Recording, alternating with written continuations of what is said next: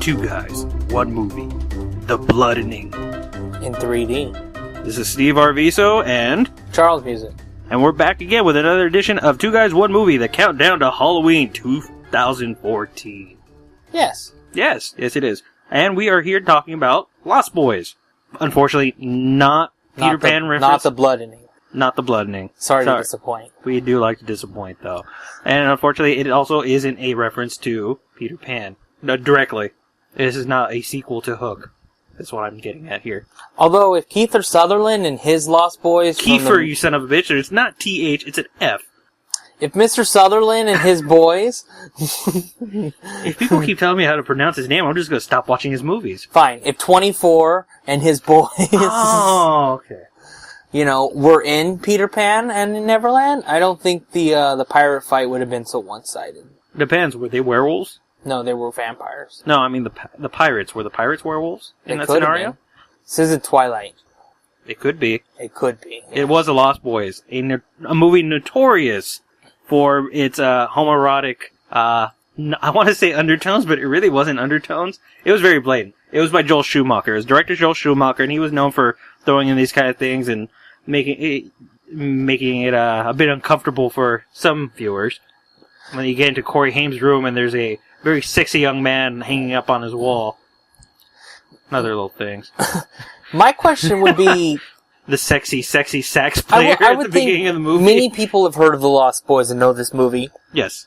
And it's almost... It's a classic. It's an 80s classic. It's one of the greatest I almost want to say it has a cult classic following, but it's not really a cult film. It's well known. Yeah, it's a very well known movie. It did really well for as far as I can tell. And I'm curious when they were making it, or like Joel Schumacher, if even the studio, if they really knew what they had on their hands. Because vampire stuff had been here and there, and this is before the revival in the 90s with the Interview with the Vampire and whatnot. I don't think they knew what they had in their hand. I mean, it was really low budget, but it was very creative directing, interesting cast. Everything meshed together, and the cast fit so well, too. It was just perfect. I mean, you had Corey Haim, you had Jason Patric. Corey Feldman. Mr. 24. Yes. Yes. Don't forget Edward Herrmann as Max. Herman. Which I really liked it. I mean, everything, and the whole story, it doesn't fall short. You're not bored. I mean, the whole story progresses really well. It has comedy hints into it, too. Oh, yeah, lots of comedy. I mean, the grandfather, of course, was always making me laugh. Barnard Hughes. Yes. So, obviously, Lost Boys, has this huge following. Why not? I was surprised, because it was made in 1987. And come 2008, they made the first sequel. Now, horror films always had sequel after sequel. I mean, Nightmare on Elm Street, of course, had sequels. I mean, look at the Saw movies. When they came out, they had sequel after sequel pumped out. This one took, the only thing I can think of is the fact that it didn't have much of a long-running premise. I haven't seen the sequels, you have, but as, you look at the other franchises, especially during the 80s, a lot of them were either based around a single monster, The Howling or something like that, Nightmare on Elm Street, Halloween, Friday the 13th, a lot of them had a singular figure or creature that you could follow from one movie to the next, even if it wasn't the exact same creature, critters, obviously, something like that. The Lost Boys, it was a specific group of vampires, teen vampires. Cool teen vampires. And I guess maybe they're worried of just the fact that it was successful, but the idea that you do a sequel, it's going to be the same film, just with different cast. And I think that was the problem, as you've discovered, with the first sequel that came out 20 years later, which was what, Lost Boys, The Tribe? The Tribe. I'll admit, I own all three movies, and I do like... Of course you do. I do like the story. Part 1 is gold. I mean, how could you not?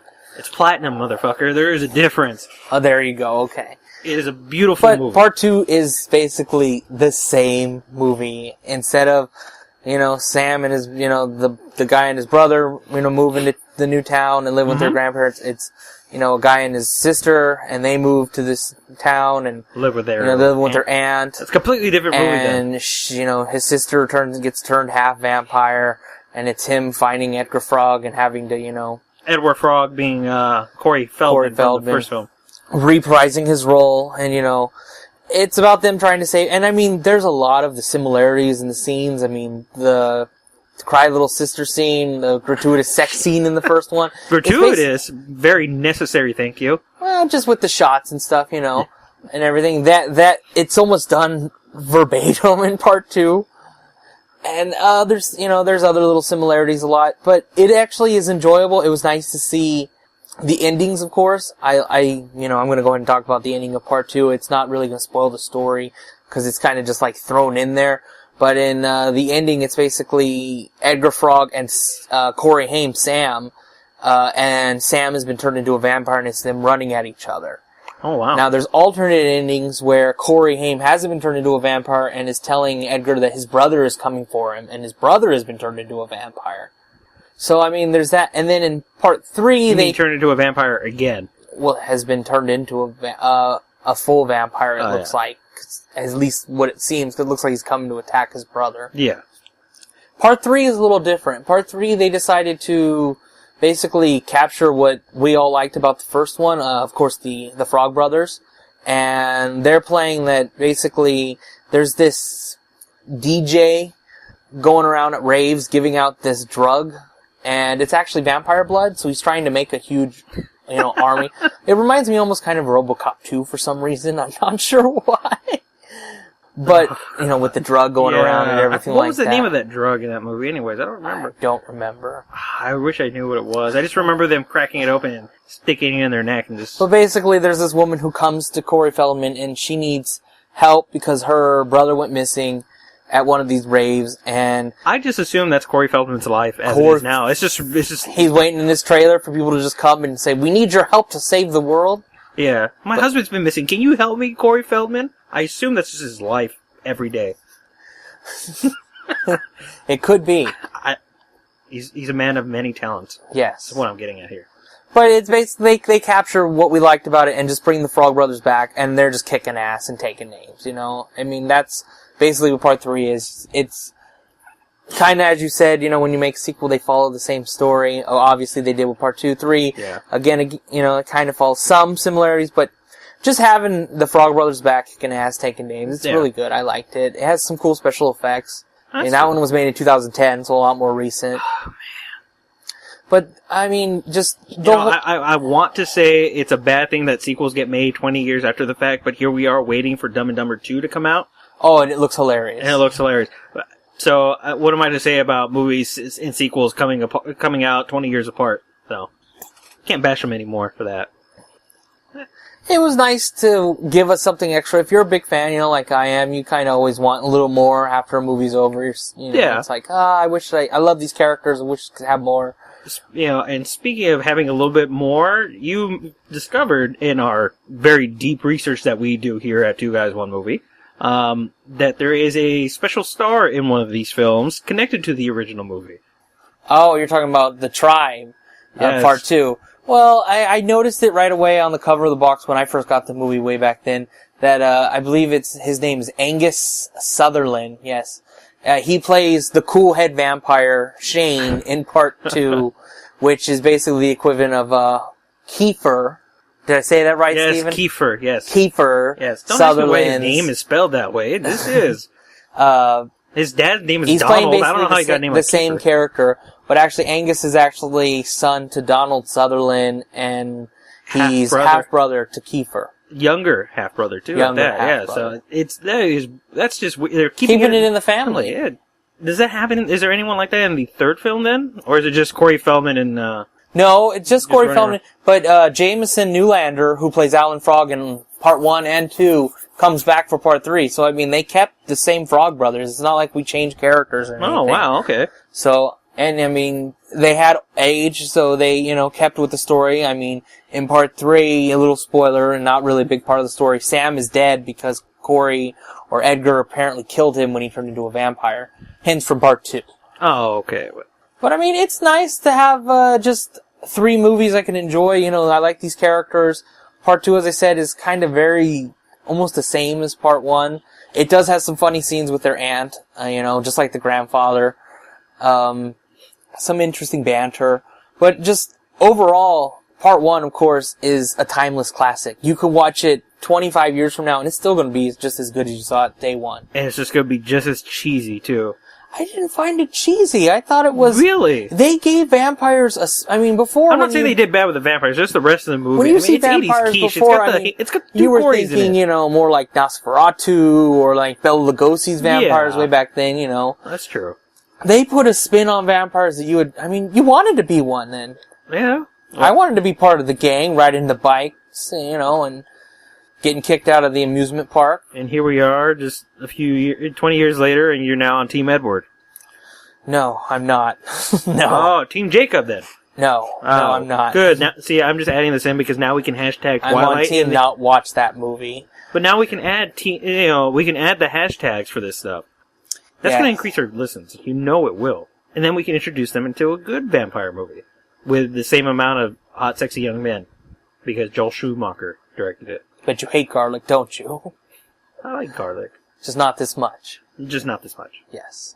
But I thought everything, it just ties together so perfectly. Compared to the original, what would you give, ratings-wise, a letter grade? What would you give a letter grade to the two sequels?